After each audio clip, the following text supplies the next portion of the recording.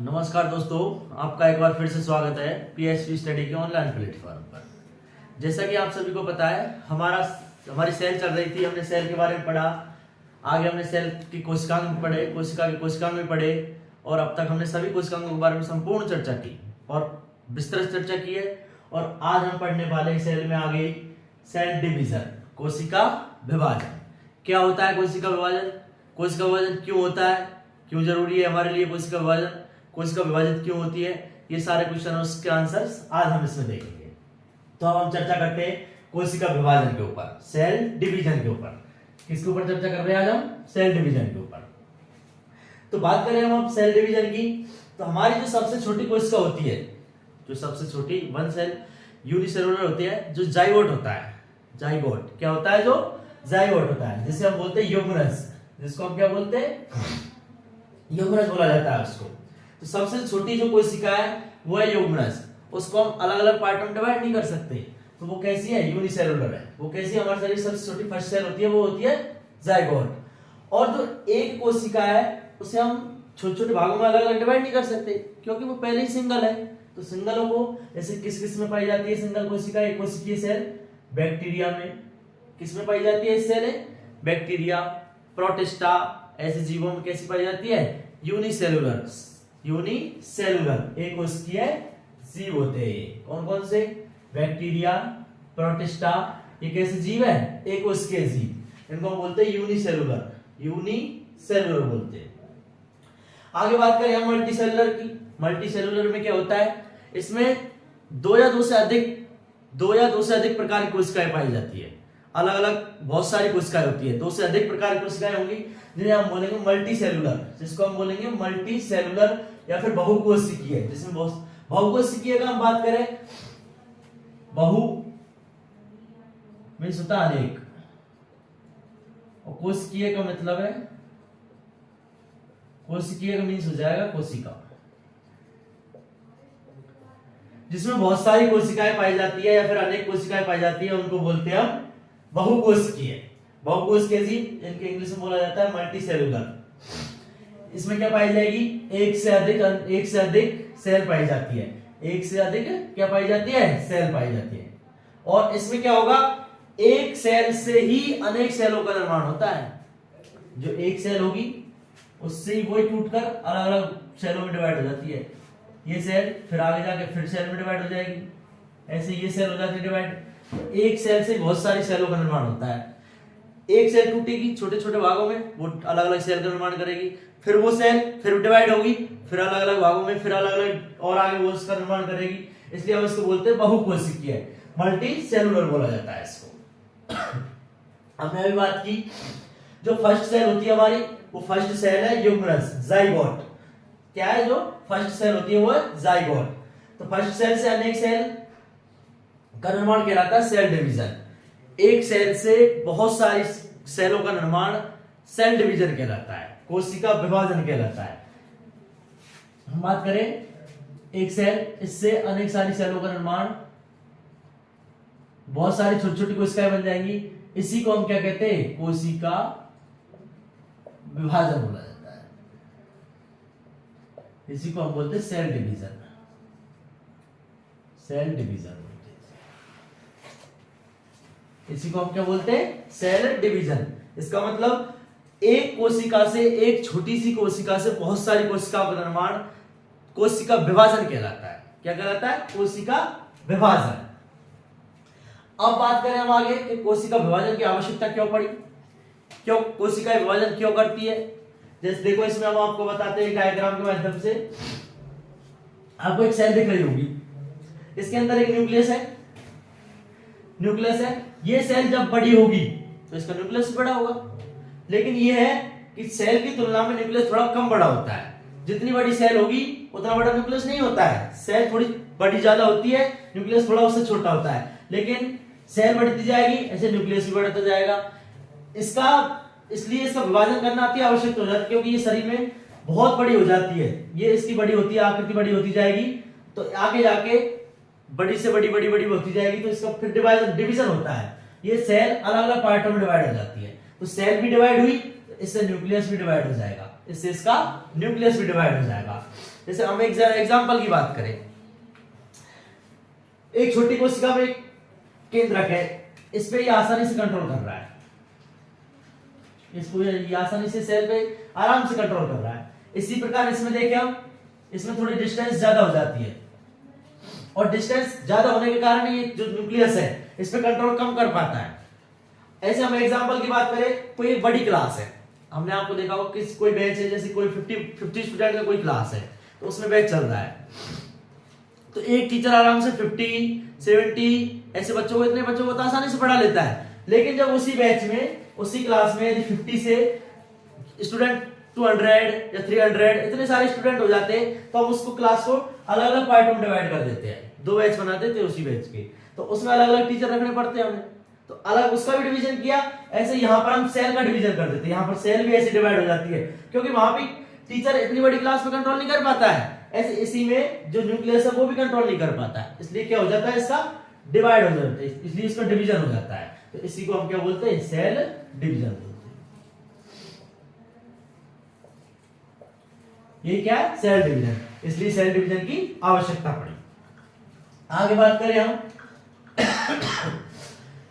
Cell division होता है, उसमें ग्रोथ होती है, सेल में, सेल है कोई सेल, वो क्या करती है, ग्रोथ करती है, ग्रोथ करती है, सेल वो ग्रो करेगी, और वो उसी में विभाजन भी होगा, जो सेल है उसमें क्या होगा, विभाजन भी होता है, जो सेल है वो डिवाइड भी होगी और वृद्धि भी करेगी। वृद्धि और विभाजन दोनों एक दूसरे के पर्यायवाची होते हैं, सिनोनिम्स कहलाते हैं दोनों के एक दूसरे के। जब वृद्धि होगी तभी तो विभाजन होगा, पहले वृद्धि होगी फिर विभाजन, फिर वृद्धि फिर विभाजन, ये सिस्टम ऐसे ही चलता रहता है, वृद्धि वृद्धि बाद फिर विभाजन, तो एक दूसरे क्या कहलाते हैं, पर्यायवाची कहलाते हैं एक दूसरे के। वृद्धि और विभाजन दोनों एक दूसरे क्या कहलाते हैं, पर्यायवाची कहलाते हैं। सेल ग्रोथ और सेल डिवीजन दोनों एक दूसरे के सिनोनिम्स हैं। आगे देखो, सेल डिवीजन में, सेल डिवीजन और ग्रोथ, सेल ग्रोथ क्या है, एक दूसरे के पर्यायवाची है, सिनोनिम्स है। सेल डिवीजन कोशिका, कोशिका विभाजन और कोशिका वृद्धि दोनों एक दूसरे के क्या है, दोनों एक दूसरे के पर्यायवाची है।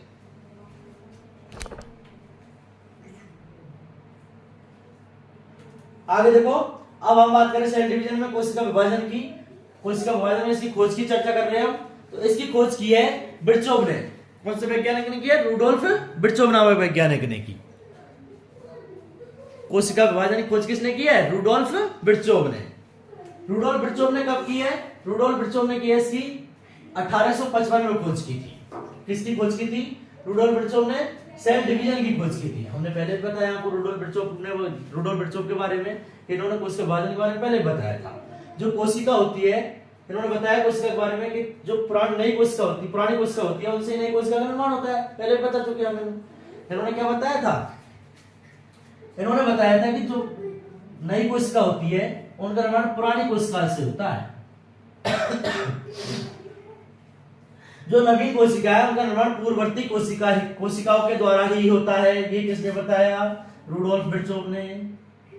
कब रुडोल्फ बिरचोव ने इसकी खोज कब की थी, इसकी कोशिका विभाजन खोज की थी 1855 में। किसने की, रुडोल्फ बिरचोव के द्वारा की गई। अब बात करें हम सेल डिवीजन के कितने प्रकार है। सेल डिवीजन के प्रकार देखो, सेल डिवीजन 3 प्रकार का होता है। कौन कौन सा, पहला है अर्धसूत्री विभाजन। पहला कौन सा होता है, अर्धसूत्री विभाजन। जैसे हम बोलते हैं एमाइटोसिस, जिसको हम क्या बोला जाता है, एमाइटोसिस बोला जाता है। एमाइटोसिस हो गया फर्स्ट। सेकंड की बात करें हम, तो सेकंड है समसूत्री विभाजन। सेकंड कौन सा है, समसूत्री विभाजन, जिसे हम बोलते हैं माइटोसिस। फर्स्ट हो गया असूत्री विभाजन एमाइटोसिस, दूसरा हो गया समसूत्री विभाजन माइटोसिस, और तीसरा है अर्धसूत्री विभाजन। तीसरा कौन सा है, अर्धसूत्री विभाजन, जिसे हम बोलते हैं मियोसिस। अर्धसूत्री विभाजन जिसे हम बोलते हैं मियोसिस। तो अब हमने इसके प्रकार की बात करी, तो 3 प्रकार का होता है, अर्धसूत्री, असूत्री और समसूत्री। एमाइटोसिस माइटोसिस और मियोसिस। चलो इसका स्क्रीनशॉट लो एक बार आगे हम और आगे चर्चा करेंगे। तो आप सभी ने स्क्रीनशॉट ले लिया होगा और आगे हम इनका विस्तृत चर्चा करते थे। अभी हमने पढ़ा समसूत्री विभाजन, अर्धसूत्री विभाजन और असूत्री विभाजन। इनकी अब विस्तृत चर्चा करेंगे हम। देखो आगे हम असूत्री विभाजन क्या होता है, समसूत्री विभाजन क्या होता है, अर्धसूत्री विभाजन क्या होता है, इनके बारे में अब देखो, इनके विस्तृत देखो, इस विस्तृत वर्णन देखेंगे इसके बारे में। असूत्री विभाजन, असूत्री विभाजन जिसको बोलते हैं हम एमाइटोसिस, जिसको क्या बोला जाता है, एमाइटोसिस बोला जाता है। क्या बोला जाता है इसको, एमाइटोसिस, असूत्री विभाजन। बात करें हम इसकी खोज की, इसकी खोज की थी रैमेक के द्वारा। इसकी खोज किसके द्वारा की गई थी, रैमेक के द्वारा।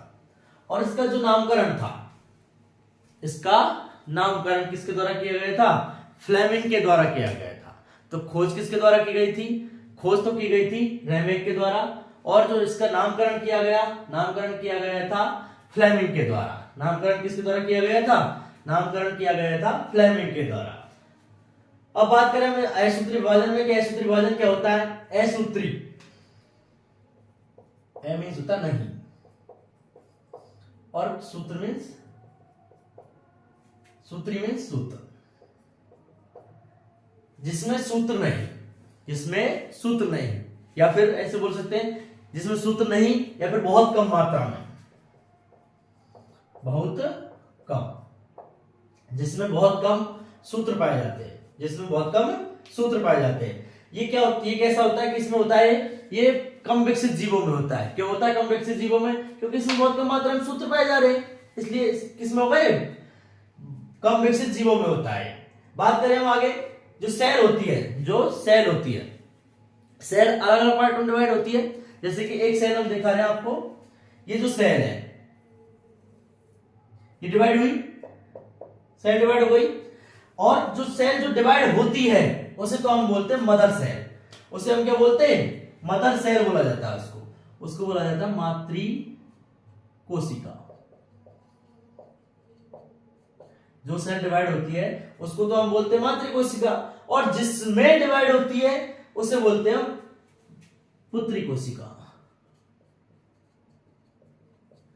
जिसमें डिवाइड होगी उसको तो बोलेंगे हम पुत्री कोशिका, और जो डिवाइड होगी उसको बोलेंगे हम मातृ कोशिका।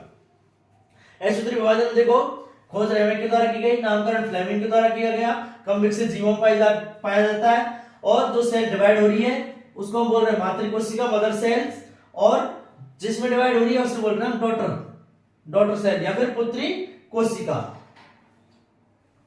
इसमें क्या होता है, जो क्रोमोसोम होते हैं वो मदर सेल के समान रहते हैं। मदर सेल में जितने क्रोमोसोम होते हैं वो उतने इसमें रहते हैं, डॉटर सेल में भी।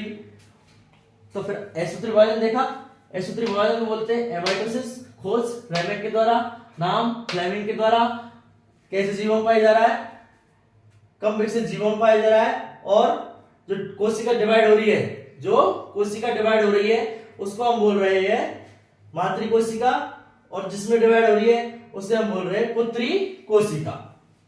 अब देखो आगे, ये तो हो गया हमारा असूत्री विभाजन। ये क्या हो गया, असूत्री विभाजन। अब हम बात करें समसूत्री अर्धसूत्री विभाजन की। पहले असूत्री विभाजन से पहले हम इसको देख लेते थोड़ा सा। गुणसूत्रों के विभाजन का कोई नियम नहीं होता, गुणसूत्रों के विभाजन का कोई नियम नहीं होता। इसमें कोई फिक्स रूल नहीं है कि इतने ही सेल में डिवाइड होगा, ये 1 से 2, 2 से 4, ऐसा कोई रूल नहीं है फिक्स।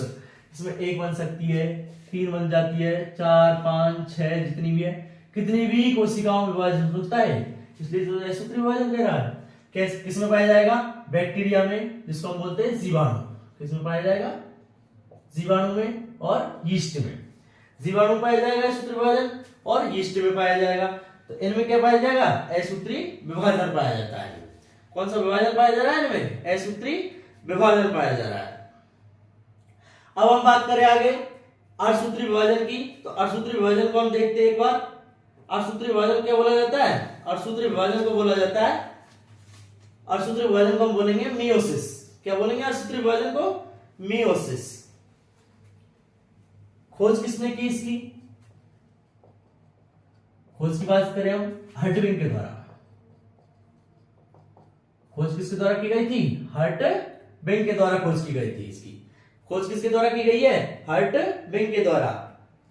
और बात करें हम नामकरण की, जो इसका नामकरण है या फिर नाम है वो किसके द्वारा रखा गया?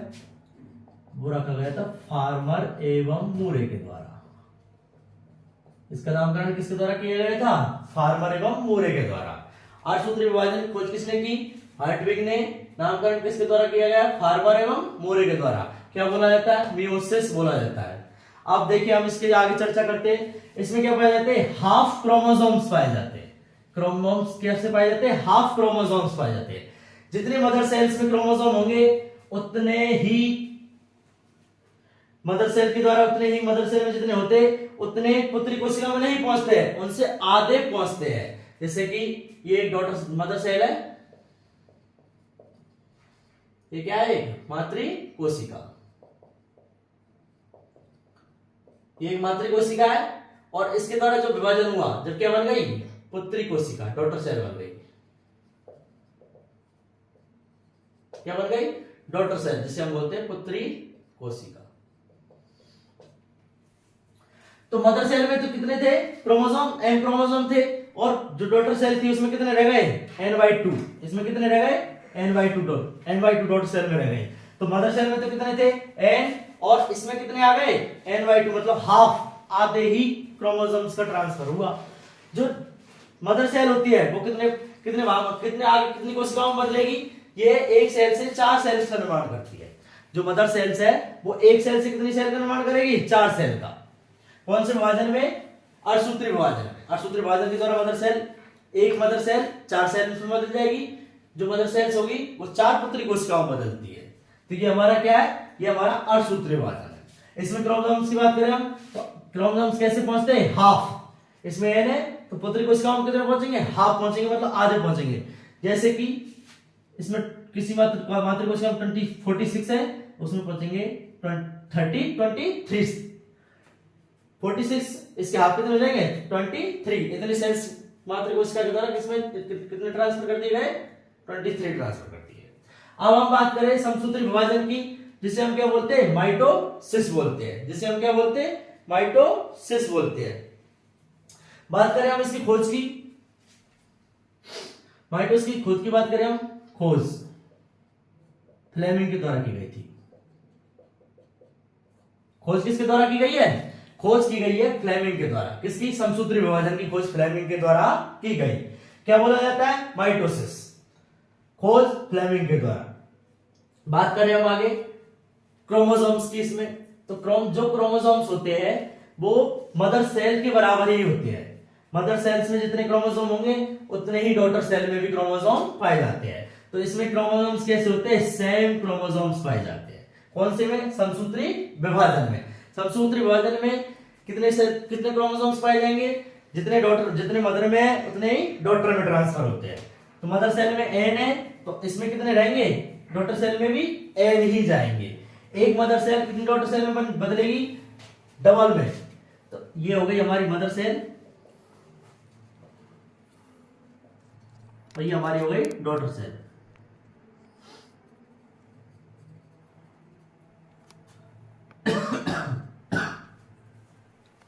जो मदर सेल होती है वो कितनी डॉटर सेल में बदल जाएगी? डबल डॉटर सेल में।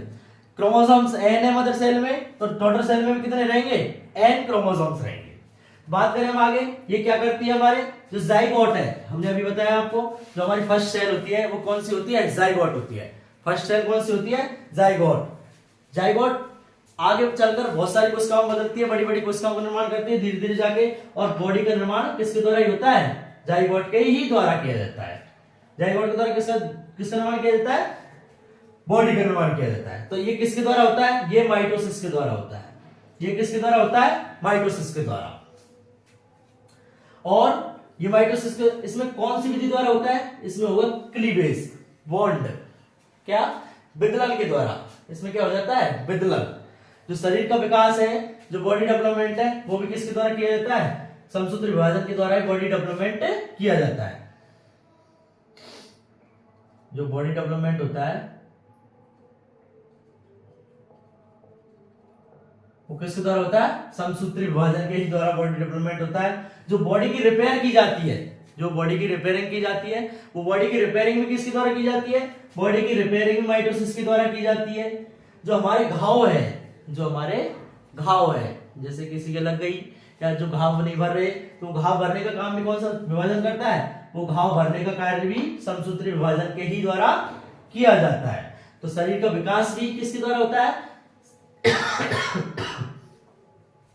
शरीर का विकास भी माइटोसिस के द्वारा किया जाता है। जो घावों का भरना होता है वो भी समसूत्री विभाजन के द्वारा किया जाता है। समसूत्री विभाजन में क्रोमोसोम्स की बात करें, जितने मदर सेल्स में होते हैं उतने ही डॉटर सेल्स में होते हैं। इसमें माइटोसिस में एक कोशिका डबल बदलती है, फिर 4 में, फिर 8 में, फिर 16 में, ऐसे आगे कोशिका की वृद्धि होती जाती है। किसमें?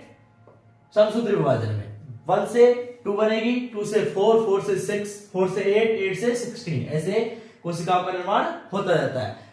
तो इसमें मेन बात जो है क्रोमोसोम्स की संख्या कैसी रहती है? समान रहती है। और जो अर्धसूत्री विभाजन है, जो अर्धसूत्री विभाजन मियोसिस है, उसमें क्रोमोसोम्स की संख्या क्या हो जाती है? आधी। उसमें क्रोमोसोम्स की संख्या कैसी हो जाती है? आधी। और असूत्री में भी समान रहती है लगभग। तो हमने आज देखे समसूत्री, अर्धसूत्री और असूत्री विभाजन। तो आज हमने देख लिया समसूत्री विभाजन, अर्धसूत्री विभाजन और असूत्री विभाजन। और आगे भी हम इसकी थोड़ी सी और चर्चा करने वाले हैं, जो आपको हम नेक्स्ट वीडियो में आगे चर्चा करेंगे। और हम इसका एक और पार्ट लेके आएंगे। और कल हम इसको जो कोशिका वाला चैप्टर है, सेल डिवीजन, कोशिका विभाजन, इसके हम सारे चैप्टर कल कंप्लीट हमारा चैप्टर हो जाएगा।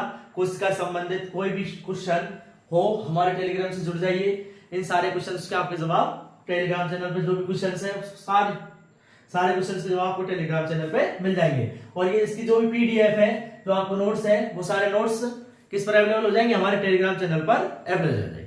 और इसकी जो आगे अगली पार्ट आने वाला है वो आपका कल आएगा। इसलिए आज दोस्तों इतना ही। जय हिंद, जय भारत।